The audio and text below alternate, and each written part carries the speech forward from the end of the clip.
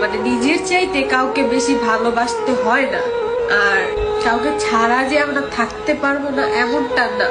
আমি মনে করি একটা সম্পর্কে মানে দুইজনের এফোর্ট দিতে হয়, টান থাকতে হয়, কিছু না সম্ভব, কিন্তু একটু খারাপ লাগবে। আমার এফোর্ট দিছি, লয়াল ছিলাম, চাইছি, কিন্তু আমি মনে করি একটা মানুষ যদি না চায় তাকে আর বিরক্ত করতে হয় না, এফোর্টটা থাকে না। মানে কেন একটা মানুষ রিলেশনশিপ করে না, বছর খানিক যায় না, চাইছি থাকতে, সে আমাকে রাখে নাই। কিন্তু আমি একদিকটা বলতে পারবো আমি ঠকি নাই, আমাকে ঠকানো হয়েছে। আমি কথা বলতে পারতাছি না, আমার এত পরিমাণ কষ্ট লাগতাছে। মানে এত কিছু যদি বিন্দু পরিমাণ নিজের জন্য করতাম আজকে অন্তত ভালো থাকতাম, কারোর জন্য আমার লাইফ থাইমা থাকবে না। মানুষ এত মেমোরি কিভাবে ভুলে, এত টাইম স্পেন্ড করছে, এগুলো কিভাবে ভাই ভুলা যায়? মানুষ সব সহ্য করতে পারে, কিন্তু ভালোবাসার মানুষের ইগনোর, অবহেলা, তার ব্যবহার, এগুলা মানে যখন দেখে যে না কোনো কিছুই ঠিক নাই, তখন সেই মানুষটা ঠিক থাকতে পারে না। ট্রাই করার পরে তারে রাখতে যাওয়ার পরেও আমি পারি নাই তারে রাখতে, ধরে রাখতে। ব্যর্থতা ছিল, নয়তো তার ব্যর্থতা ছিল।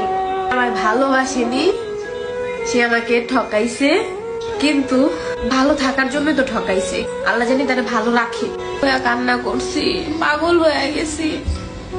আমি কিছু একটা বলতে চাই তারে, সেই সময়টাও সে আমারে দেয় নাই, শোনার ট্রাইও করে নাই, সে ফিলও করে নাই আমি কেমন আছি।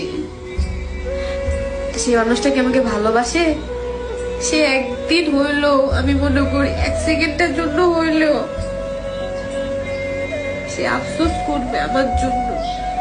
আকাশের দিকে তাকাইয়া বড় বড় নিঃশ্বাস ছাড়ছি যে কার জন্য আজকে আমি এই জায়গায় আসছি, কার সাথে থাকতে চাইছি, কার জন্য ফ্যামিলির সাথে লড়তাছি, কার জন্য এত কিছু করতেছি।